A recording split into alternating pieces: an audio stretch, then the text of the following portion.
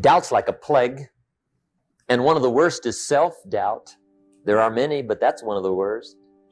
The guy doubts himself, doubts if it'll last that long for him, doubts if he can do that well, doubts if he can make that much, doubts if he can accomplish all that.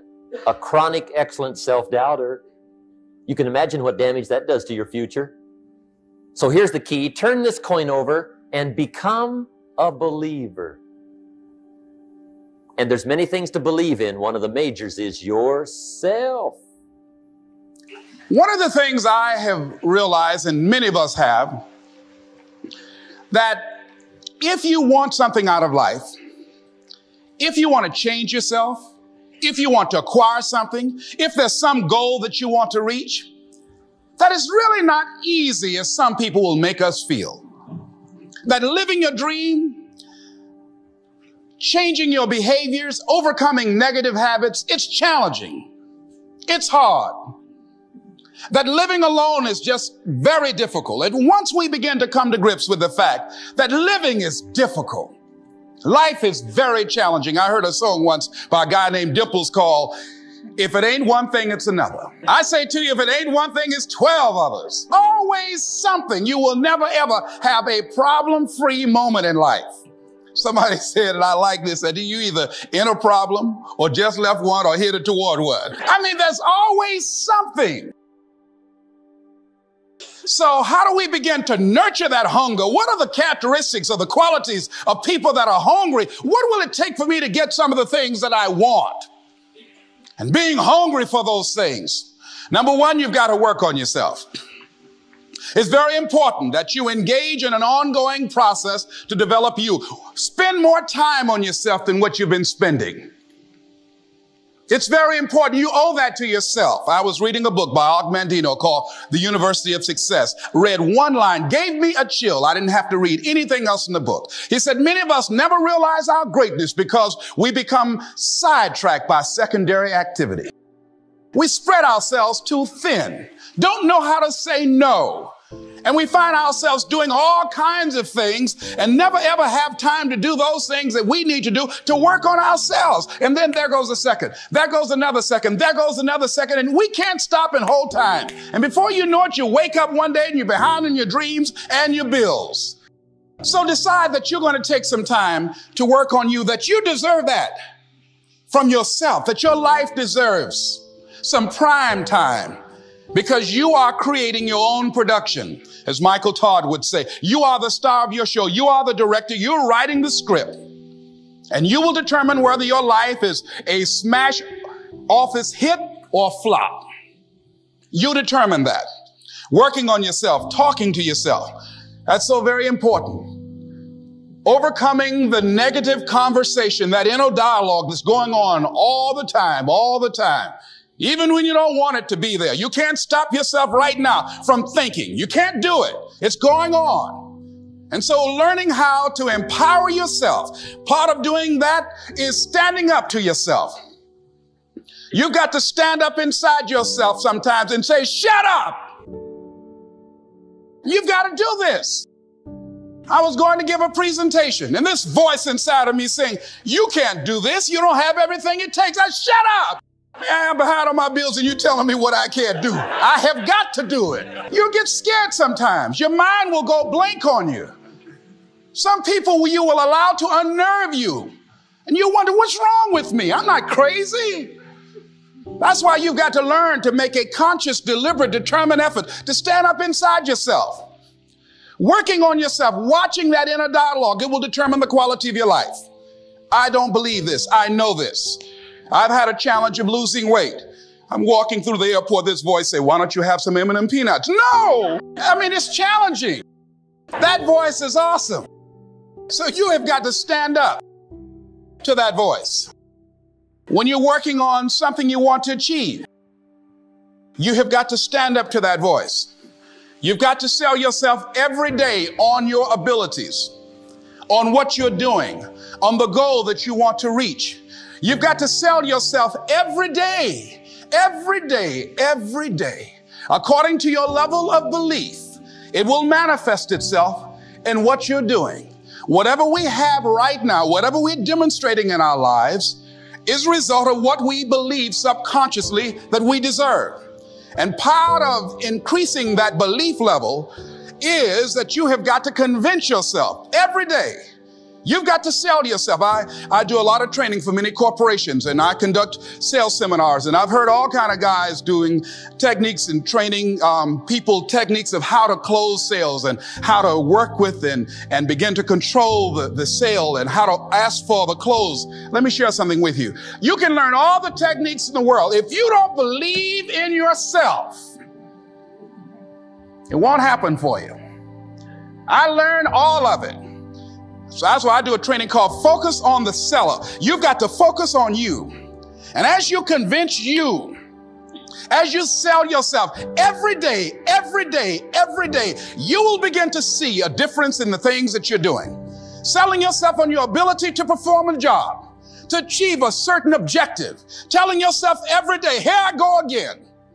And I got what it takes. This is my day, and nothing out here is going to stop me.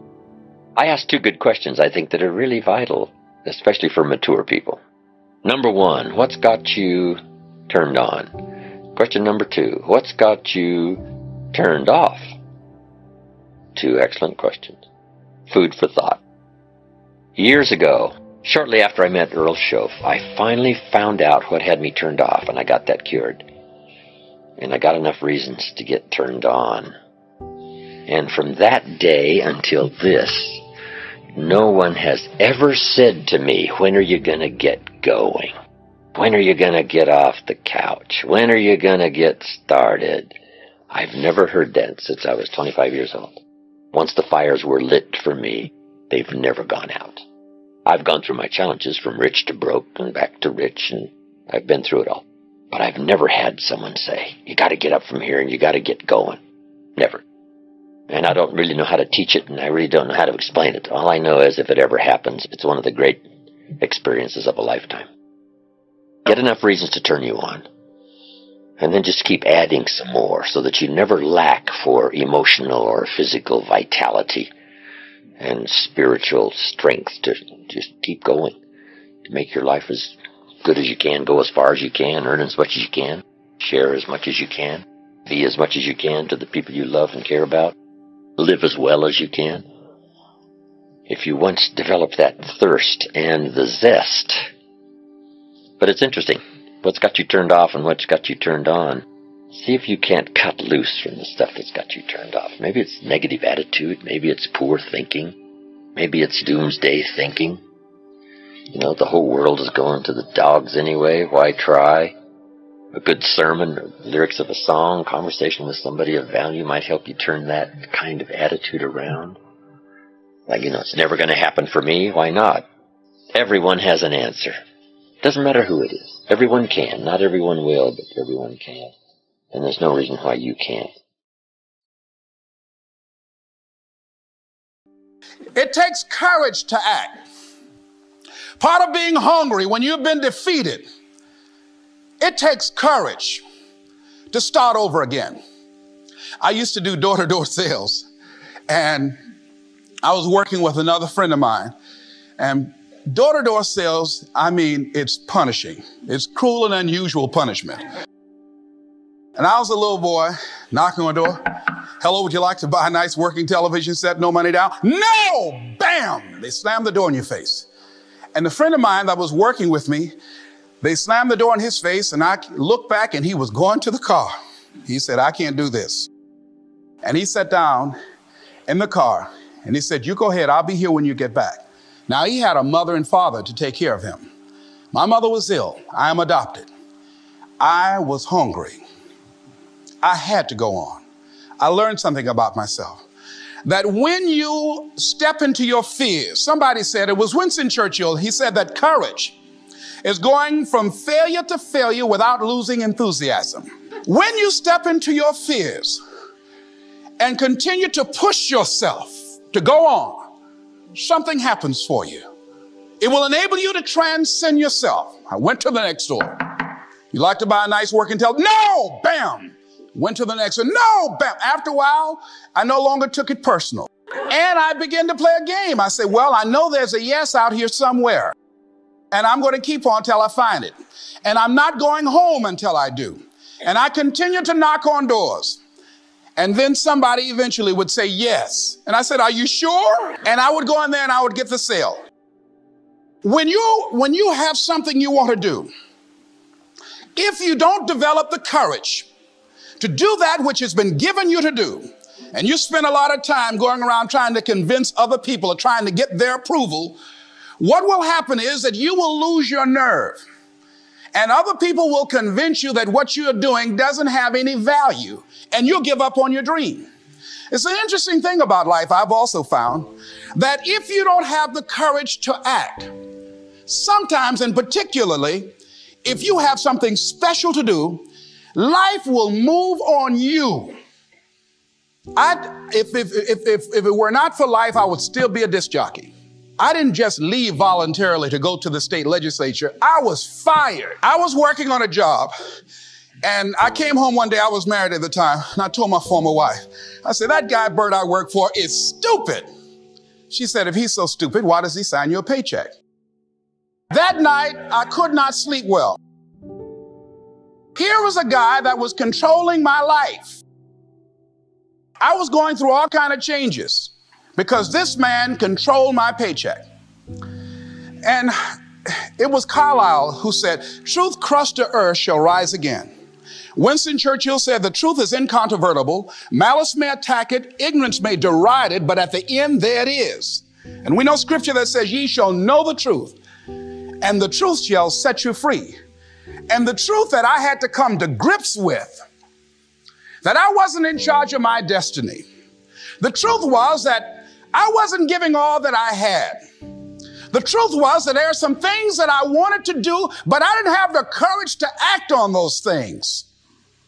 And the truth was that Bert Childs was a blessing to me. He made life so miserable for me, I had to start looking at my life differently.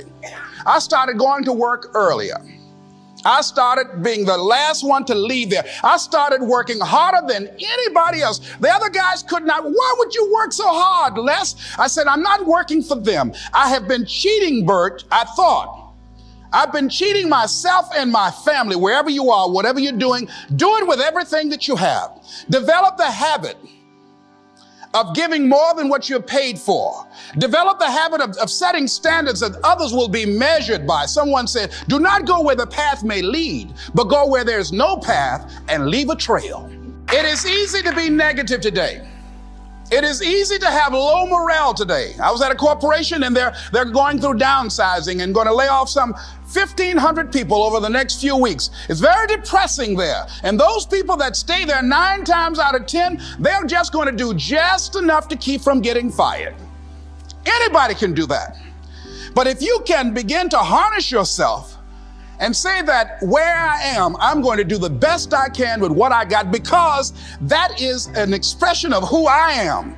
If you get into the habit of just being mediocre, it will become a part of your consciousness. If you get in the habit of giving less than what you have it within you to give, it will begin to reflect itself in your personality. It will begin to damage you psychologically. And you don't want to be a part of that kind of self-destructive behavior. And so you want to set some high standards for yourself. The next thing, part of what feeds that hunger, you've got to develop a sense of urgency. Aurelia said, stop living your life like you have 1,000 years to live. In life, you're either here today and you're gone today.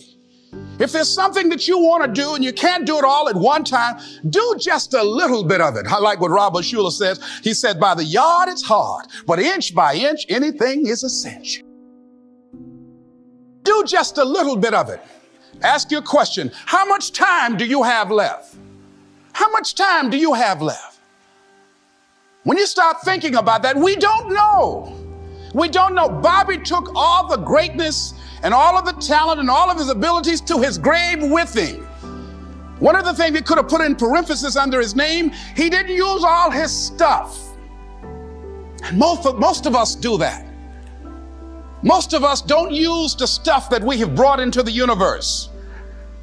And we want to make a conscious, deliberate, determined effort to start living life with a sense of urgency and using what we've got, using ourselves up, sharing what we brought into the universe to share. Because if we don't, nobody else will.